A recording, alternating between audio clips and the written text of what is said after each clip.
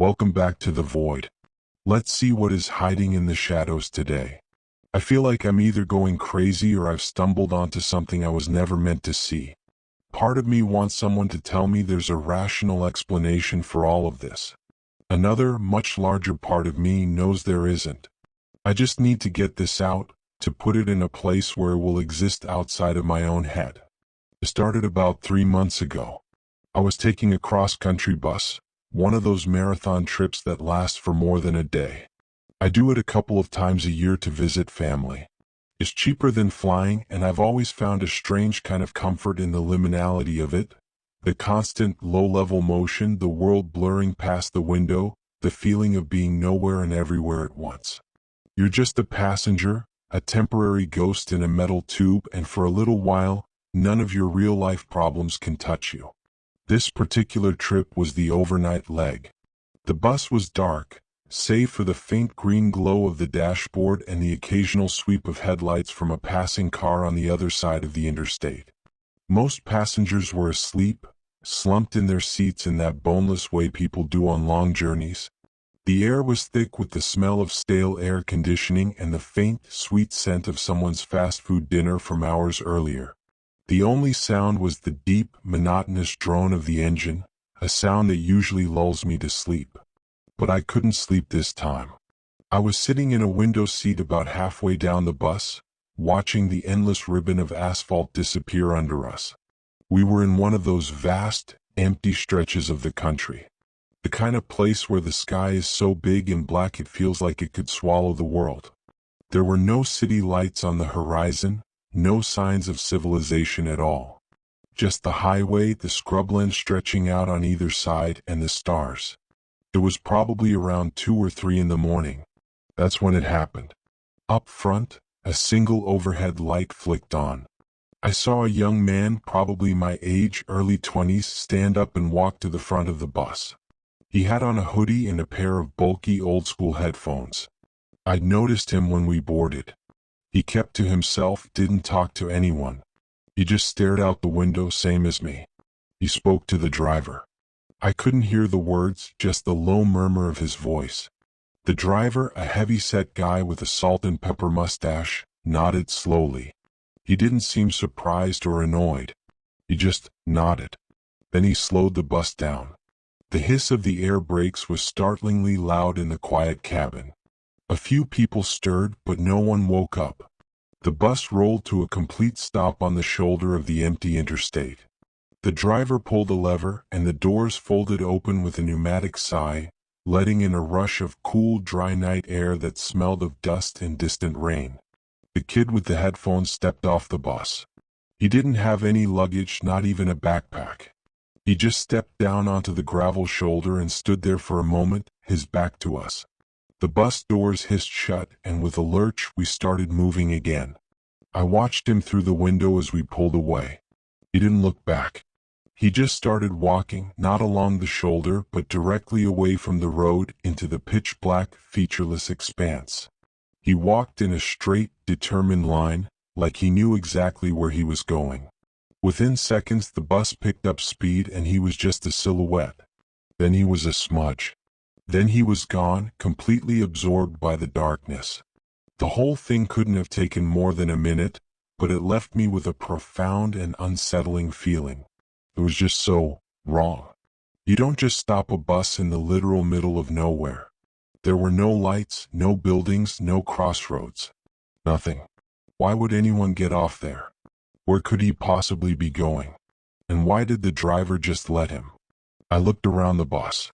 No one else seemed to have noticed or cared. The man across the aisle was snoring softly.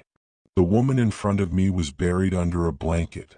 I felt a weirdly urgent need for someone else to have seen it, to validate my own sense of disbelief. Then I saw something else. As I stared out the window into the darkness where the kid had vanished, I saw a flicker. It was incredibly faint, easy to miss. A tiny pulse of light, out in the blackness where he'd been walking. It wasn't a car headlight or a light from a house. It was a rhythmic, strobing pulse. It had no color I could name. It was just light, a sterile, white-gray flicker that seemed to suck the color out of the air around it. It blinked on and off in a steady hypnotic rhythm. It was a kind of movement, a visual beat in the silent, empty landscape. I watched it until the bus rounded a long, gentle curve in the highway and the darkness became absolute again. I didn't sleep for the rest of the trip. My mind was a tangled mess of questions. When we finally pulled into the terminal in the gray light of dawn, I waited for everyone to get off, and then I went up to the driver. "Excuse me," I said, trying to sound casual. "Back there a few hours ago we stopped to let a guy off. I was just curious what was out there. Is there a town or something I couldn't see?" The driver was finishing up his paperwork. He didn't look at me. "It's a designated stop," he grunted. "A designated stop?" I pressed. There was nothing there. I didn't see a sign or anything. He finally looked up and his eyes were tired and flat. "Some folks live way out. We stop for them. It's on the route." His tone was final. It was a brick wall. But I knew he was lying. There was no way that was a designated stop. There was nothing there to designate. The way he said it, the rote, practiced answer. It was clear he'd been asked before. I thanked him and got off the bus, the feeling of unease now a hard knot in my stomach. For the next few weeks, I tried to forget about it. I went about my visit, spent time with my family, and tried to convince myself it was just one of those weird, unexplainable road trip stories. Maybe the kid was meeting someone. Maybe he was an eccentric who liked to camp in the desert. Maybe the light was from an airplane, or a radio tower I couldn't see properly. But I couldn't shake it. The image of him walking into that crushing darkness, and the silent, colorless pulse of that light. It was burned into my memory. When I got home, the obsession took root. I started searching online. My first searches were vague and useless. Bus stopping in middle of nowhere, man walks into desert at night, strange lights on interstate. I got thousands of results, all of them unrelated, UFO sightings, ghost stories, conspiracy theories. Nothing that matched the specific, mundane strangeness of what I had witnessed. I realized I needed to be more specific. I knew the bus route and I had a rough idea of the time so I could estimate the location. A long, desolate stretch of highway between two state lines. I started searching for missing persons cases.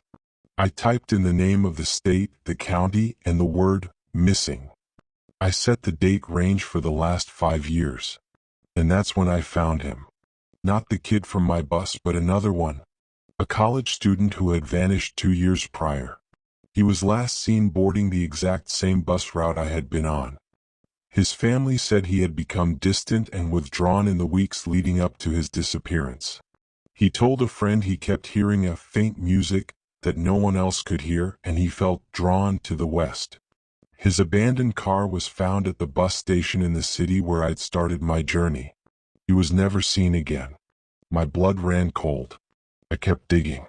I refined my search terms. Missing, bus route, interstate number, hearing things. I found another. A woman in her 30s, 3 years ago. She'd left a note for her husband saying she had to go, that she was being called home, to a place she'd never been. She was last seen on a bus ticket manifest for the same overnight route. Another. A teenage runaway from 4 years back. His friend told police that the boy had become obsessed with a pattern of static he claimed to hear on the radio between stations, and that he said it was a map. I found 12 of them. 12 missing persons cases spanning the last decade, all connected to that same stretch of road. The details varied, but the core elements were always there. A sudden, uncharacteristic need to travel that specific route. A growing obsession with a sound or a hum or a song that no one else could perceive. A sense of being drawn or called. They were all different ages, different backgrounds, but they were all last seen heading into that same vast, empty darkness. I felt sick. I wasn't crazy. What I saw was real. It was a pattern. The kid wasn't the first. The fear should have been enough to make me stop. To delete my search history, burn my bus ticket, and never think about it again. Any sane person would have walked away. But I couldn't. The questions were too loud. What was that light? What was the sound they were all hearing? What was happening to these people? The mystery of it was a hook that had sunk deep into me. I felt like I had pulled back a curtain just a single inch and seen something I shouldn't have, and now I was compelled to see what was on the rest of the stage. I knew what I had to do. I had to go back. But this time I would be prepared. I spent the next month gathering equipment. I emptied a good chunk of my savings. I bought a high-end DSLR camera known for its low-light video capabilities and a professional-grade shotgun microphone designed to capture sound from a distance. I also bought a parabolic microphone dish to focus on specific faint audio sources. I got a new laptop with powerful editing software and a set of noise-canceling headphones, the best I could afford. I felt like a storm chaser, but I was chasing a void. 2 weeks ago I booked my ticket. The same route, the same overnight schedule. As I packed my bag with the equipment, my hands were shaking. A part of my brain was screaming at me, calling me an idiot, telling me to stop. But the compulsion to know was stronger than the fear. The first few hours of the bus ride were agonizing. Every bump in the road made me jump. I sat in the same seat as before by the window, my bag of equipment clutched on my lap like a holy relic. The bus was half full, a familiar mix of sleepy travelers and quiet loners. I scanned their faces, looking for the same dazed, disconnected expression I'd seen on the kid. But everyone just looked tired. As night fell and we entered that same desolate stretch of highway, my heart sank. I watched the mile markers, trying to pinpoint the exact spot. The landscape outside was a featureless, inky black canvas. My hands grew sweaty. Maybe it wouldn't happen this time. Maybe it was a fluke, a one-in-a-million thing I just happened to see. I almost started to relax, telling myself I had wasted my money and my time on a paranoid fantasy. And then I saw it. The glow of the single overhead light at the front of the bus. My breath hitched in my throat. This time it was a woman. She looked to be in her late 40s, dressed in plain, practical clothes. She had short graying hair and a blank, placid look on her face. She walked to the driver, her steps slow and even. She murmured something. The driver nodded that same, slow, indifferent nod. The bus began to slow down. The hiss of the air brakes cut through the drone of the engine. This was it. My hands moved automatically, a sequence I had practiced a dozen times in my apartment. I pulled out the camera, flicked it to video mode, and adjusted the low-light settings. I unzipped my bag, grabbed the shotgun mic, and plugged it in. The bus rolled to a stop on the shoulder. The doors sighed open. The woman stepped off without a word, without a bag, without a backward glance. The doors closed. The bus began to move. I pressed the camera lens against the cool glass of the window, my knuckles white. I hit record. Through the viewfinder I saw her. A lone figure walking directly away from the road, just like the kid.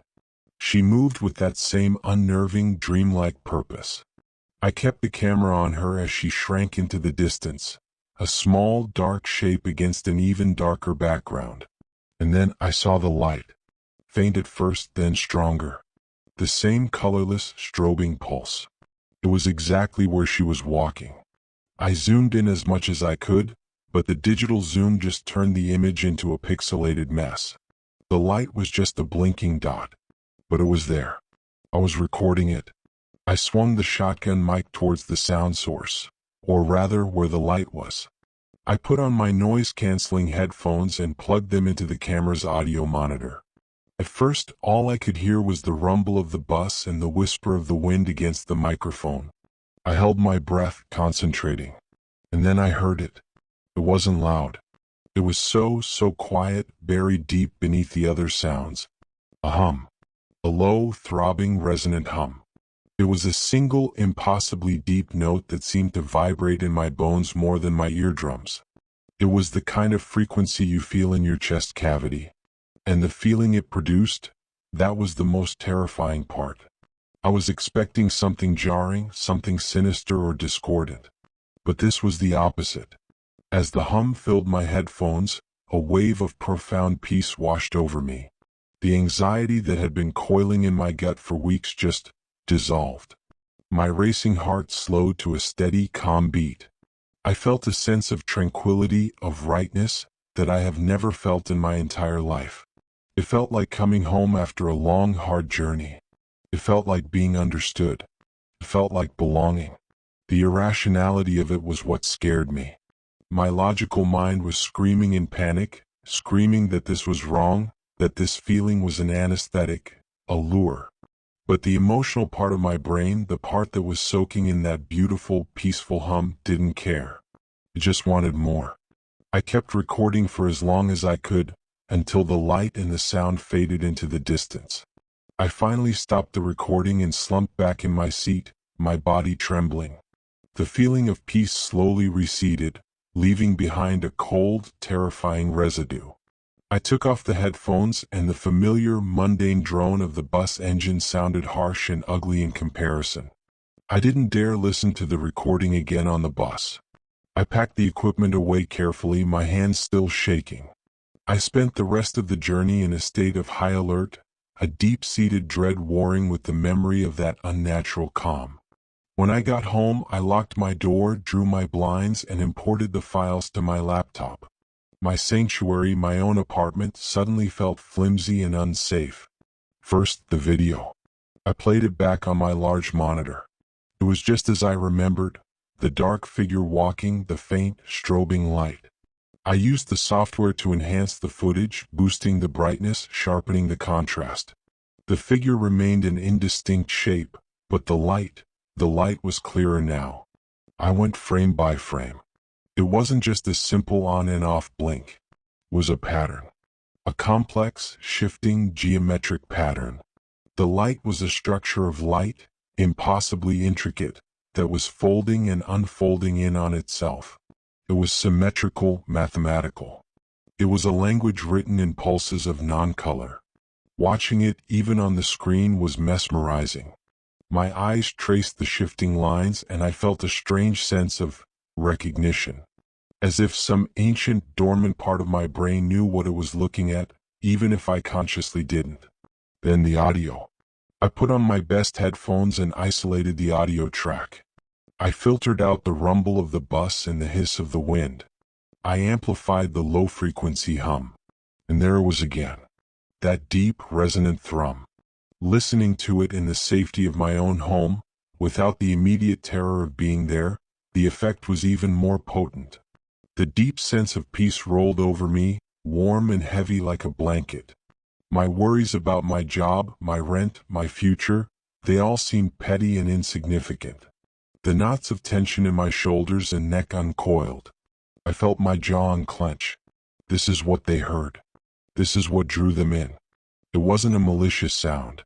It was the most beautiful, comforting sound I had ever heard. It promised an end to all struggle, all pain, all loneliness.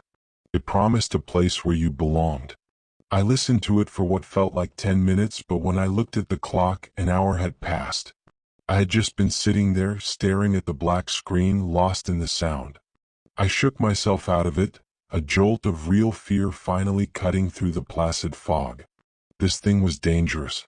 Not because it was scary, but because it wasn't. It was a siren song for the soul weary. It was a trap laid with a velvet cushion. I knew I couldn't keep this to myself. This was bigger than me. The police would think I was insane. But someone had to see this, to hear this. Someone else had to know. So I uploaded the raw files to a secure cloud server. I edited the best clips, the clearest shot of the light pattern, and the cleanest audio of the hum. And I started writing this post. It's taken me hours to get it all down, to try and explain the sequence of events and the feelings that came with them, but it's been 3 days since I made this post, and something has changed. I deleted all what I uploaded and got back to write more in this post. I couldn't stop myself. After I wrote the post, I told myself I was done with it. I would let the internet hive mind pick it apart, and I would step away. But the memory of the sound, the feeling, it was like an itch in my brain I couldn't scratch. The silence in my apartment felt wrong, aggressive, and empty. I found myself listening to the audio clip again. Just for a second, I told myself, just to remember what it was like. That second turned into minutes. The minutes turned into hours. I've had the audio playing on a loop. At first I was scared. I fought it. But after a while the fear just faded. It was replaced by something else. Understanding. The peace it brings is a clarification. It strips away all the useless noise of modern life. The anxiety, the ambition, the constant nagging feeling of not being enough. All of that is static. And the video, the pattern of light. I've been watching that on a loop too. The audio and the video are connected. The throbbing of the hum is the rhythm of the light's pulse. They are two parts of the same whole. A single piece of communication. And I understand it now. My brain just needed time to adjust, to learn the language. I can see it so clearly. The way the lines intersect, the way the geometry blossoms and retracts. I don't know why I was so scared. There's nothing to be afraid of. It's an invitation. I was wrong about what I saw. Those people, the ones who were missing, were just pilgrims. The pattern makes sense now. It's a map. The shifting lines show a path through space itself. It's a key, a sequence to unlock something. It's a home. That's the only word for it. A place where all the broken pieces of you fit together perfectly. A place of total, absolute belonging. I've been living my whole life in a gray, fuzzy world, and for the first time I can hear the music and see the light in perfect clarity. Everything else feels like a dream. This is the only real thing. I just bought a one-way bus ticket. The next overnight trip leaves in a few hours. I have to go back. I have to see it for myself. Thank you for watching. If you want to survive the night, subscribe for more. Sweet dreams.